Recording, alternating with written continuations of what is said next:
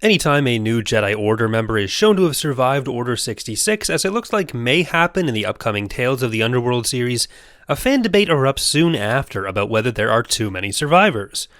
I've already done a video about all of the existing Order 66 and Jedi Purge survivors relatively recently, going through both Legends and Canon, which maybe I'll redo when I want more to update with a couple I missed and some new ones that have been introduced since then. But today we're going to talk about whether there are too many, and most importantly, address the common argument that having a significant amount of survivors retroactively makes Order 66 ineffectual or pointless.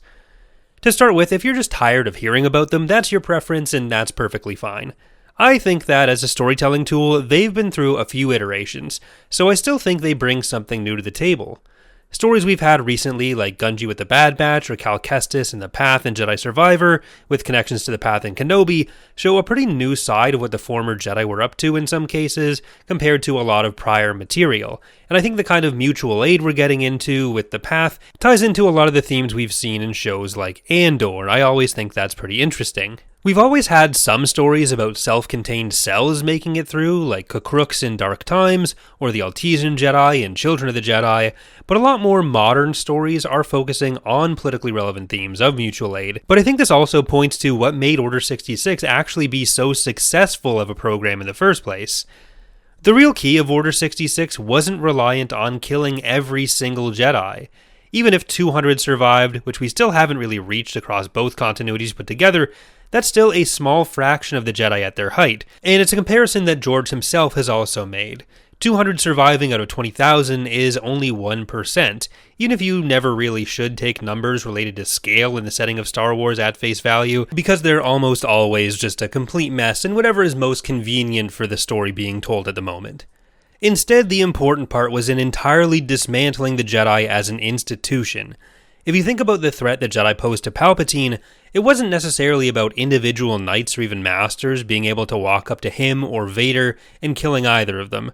We saw more than enough times just how effective they were in those situations, with Palpatine taking on multiple council members at once, and Anakin marching on the temple and taking out legendary duelists like Sindralig. Don't worry about the whole Obi-Wan thing though, that's different. There's always a chance you could lose a fight on a bad day, but outside of positions where they, particularly Vader, put themselves out there to hunt down the Jedi, once the Empire was established and the Jedi Order was taken down, it would have been very difficult for any Jedi to get to Vader or Palpatine in the first place. Random Jedi of the Week were no longer going to have that kind of access to important figures. If it were simply a matter of individual Jedi being a threat, then even before we heard about more survivors, the two already out there would have been far bigger threats than almost any introduced since, including Luke during most of his training. Yoda may have lost to Palpatine in Episode 3, but Obi-Wan beat Vader, and others in the Order weren't likely to be as powerful as either of them. Without the institutional support and the legitimacy of the Jedi within the government that gave Mace Windu, Kit Fisto, Aegon Kohler, and Saesee Tiin the ability to access his office directly, getting to Vader or Palpatine to take them out, let alone actually taking them out, was a pretty tall order. The final showdown in the throne room on the second Death Star also didn't come down to Luke being the most gifted Jedi possible in combat, although he did still manage to beat Vader. It hinged more on the relationship between Luke and Vader. So much of the way those two Sith were taken down relied on the particulars of Luke and Vader's relationship, so any additional Jedi being out there in the galaxy doesn't really impact their survival all that much. Other Jedi would certainly be nice to have with you in a fight, and they definitely would have made a difference in specific battles in the Rebellion, but they're taking on an entire galaxy's worth of resources, only some of which are spent on liking this video and subscribing for more. And they're doing it with far fewer resources than they had even just within the Order during the Clone Wars, let alone comparing the Rebellion to the resources that the Grand Army had outside of the Order. This had even bigger implications for the Jedi who were on the run, beyond them now just not having the institutional support to take action proactively. Revealing themselves to be Jedi would have been incredibly dangerous, and not always particularly successful. Another argument that gets brought up a lot is, if there were so many Jedi around, why does Luke struggle to find anyone to teach him during the Rebellion? And I think there's a few obvious ways this can make sense, even if that approach isn't always taken in-universe. Even when we know there were Jedi directly involved in the Rebellion, it wasn't necessarily always particularly widespread knowledge that the individuals were Jedi, outside of their specific cells. and it would make sense for security that the rebellion didn't advertise that information, even when they knew. There are several cases, especially in the earliest introductions of Jedi through RPG sourcebooks, where the former Jedi simply pretended to not be Jedi and joined either smuggling crews or rebel cells without really advertising that information to anyone. Both legends and canon had the Inquisitors, built originally out of former Jedi themselves, tasked with hunting down and killing any remaining Jedi, so it was always going to be dangerous for the Jedi to reveal themselves and be discovered by people who now do have the institutional backing, directed almost entirely just towards finding and taking out these survivors. This was a pretty direct reversal of the old situation between the Jedi and Sith, where the Jedi used to have the institutions and the Sith had to hide in the shadows. Even just public perception of the Jedi under the Empire had been so turned against the Jedi that they aren't likely to conjure up all that much sympathy. In Legends, we have reference to the Jedi Revolt and other elements of propaganda turning the galaxy against them, and in canon we have a few books already like The Mask of Fear, which go even deeper into how this portrayal worked, and how former Separatist worlds in particular had no more love for the Jedi than the Emperor. Effectiveness aside, there being survivors, even significant numbers of survivors, has always been fairly baked into the setting, especially since the prequels. I already mentioned the numbers given by George Lucas, but the Inquisitors themselves, as the official office of Jedi hunting, show a certain level of understanding that there were going to be more Jedi out there.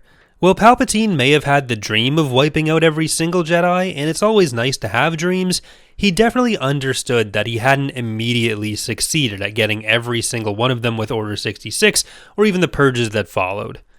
When Yoda died, he did tell Luke that he would be the last of the Jedi, but even just aside from him having been entirely out of touch with everyone for 20 years, there's a few ways we can certain point of view this.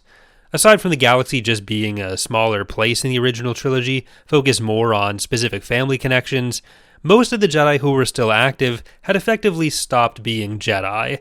They no longer really represented the Order as an institution, and it was going to be up to Luke to become the next generation of that institution. Even just in Episode 3, the primary reason Obi-Wan and Yoda go back to the Jedi Temple was to stop Jedi from being lured home to the Temple, so they would have known or even just hoped, even if they, more particularly Yoda, never actually saw them. Obi-Wan was at least a little more connected to things, but Yoda was kinda gone. This institutional damage had some long-reaching effects as well. Even when Luke re-establishes his order, it's much smaller and weaker in both continuities. And especially in Legends, there's a constant struggle to define the Jedi's relationship with the New Republic and then Galactic Alliance, in no small part thanks to how the betrayal of Anakin and the takeover of Palpatine played out, making the New Republic fear the Jedi might produce a new Darth Vader, which they did, and making the Jedi fear that the Chief of State of the Galactic Alliance might turn against them and try to wipe them out, which they did. On multiple occasions, members of Luke's council fight each other, like physically fight each other, specifically in a hangar for some reason, while they're in the middle of debates about where their loyalty does and should really lie. And arguably, this smaller, less entrenched size is what allows Darth Krayt in the Legacy era to do another Jedi Purge, and the same thing with Luke's canon order where Ben Solo is able to take out all of them. I don't want to downplay the importance of individual action, especially in the way Star Wars media has focused on it recently. Those individual actions are what builds up into movements that can lead to actual change, but when it came to stopping the Emperor from taking over initially, it was the institutions which should and would have provided that first line of defense. Weakening those institutions, making them the playthings of the new dictator, or removing them entirely if they prove a threat, like the Jedi Order always would be to a Sith taking over, was always going to be a necessary step for Palpatine. And while he may not have scrubbed every single one, I don't think that in any way takes away from what he was able to accomplish with Order 66. That's going to do it for today though. Let me know in the comments what you think, as well as if there's a topic you'd like to see covered on the channel.